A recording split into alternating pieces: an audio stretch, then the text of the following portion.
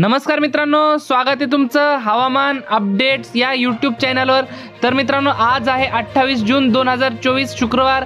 आजपासून राज्यातील पावसाचा जोर वाढणार आहे। महाराष्ट्रातील मान्सून सक्रिय झालेला असून काही भागांमध्ये पावसाला सुरुवात देखील झालेली आहे। तसेच उद्यापासून उर्वरित महाराष्ट्रातील बहुतांश भागांमध्ये मोठा जोरदार स्वरूपाचा पाऊस होणार आहे। तर मित्रांनो, जाणून घेऊया यामध्ये राज्यातील कोणकोणत्या जिल्ह्याचा समावेश असणार आहे याविषयी। पण तत्पूर्वी तुम्हाला एक छोटीशी विनंती, तुम्ही व्हिडिओ पाहतायत परंतु चॅनलला सबस्क्राइब करत नाहीत, तर चॅनलला आता सबस्क्राइब करून घ्या। संपूर्ण मराठवाड्यातील छत्रपती संभाजीनगर, जालना, हिंगोली, परभणी, नांदेड, बीड, लातूर, धाराशिव या परिसरामध्ये मोठा जोरदार पाऊस आज दुपारनंतर व रात्रीपर्यंत झालेला पाहायला मिळेल।